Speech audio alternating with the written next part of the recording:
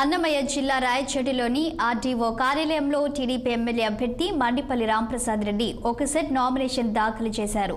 రాంప్రసాద్ రెడ్డి ముందుగా టీడీపీ కార్యాలయంలో ప్రత్యేక పూజలు చేసి అక్కడ వేద పండితుల నుండి ఆశీర్వాదాలు తీసుకుని అక్కడి నుండి తన సతీమణి హరితారెడ్డితో కలిసి ఆర్డీఓ కార్యాలయంకు చేరుకొని రాయచోటి రిటర్నింగ్ అధికారి రంగస్వామికి సమర్పించారు.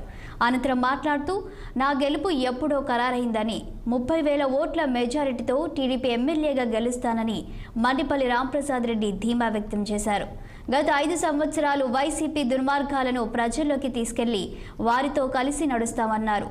రాబోయే కాలంలో ప్రాంతాన్ని రాయచోటిని అభివృద్ధి చేస్తామన్నారు రాంప్రసాద్ రెడ్డి. తెలుగుదేశం పార్టీ కైవసం చేసుకుంటుంది. దానికి ఎన్నో ఉదాహరణలు ఉన్నాయి. ఈ 5 సంవత్సరాల నుంచి ప్రజలు విసిగి వేసారిపోయినారు. ఈ జగన్మోహన్ రెడ్డి దుర్మార్గమైన పరిపాలనను అంతమొందించడానికి ప్రజలంతా సిద్ధంగా ఉన్నారు. తప్పకుండా తెలుగుదేశం పార్టీ క్యాడర్ అయితేనే తెలుగుదేశం పార్టీ కార్యకర్తలంతా నా వెంట ఉన్నారు. మా నాయకుడు పెద్దలు నారా చంద్రబాబు నాయుడు గారు నా మీద గౌరవంతో నన్ను ఇక్కడ అభ్యర్థిగా ప్రకటించడం జరిగింది. తప్పకుండా ప్రజల్లోకి నేను వెళ్తా. ఇక్కడ రాయచోటి ప్రాంతాన్ని రేపు తెలుగుదేశం పార్టీ రావడం ఎంత ముఖ్యమో ప్రజల్లోకి తీసుకొని పోతాం. తప్పకుండా విజయం మాదే అని తెలియజేసుకుంటూ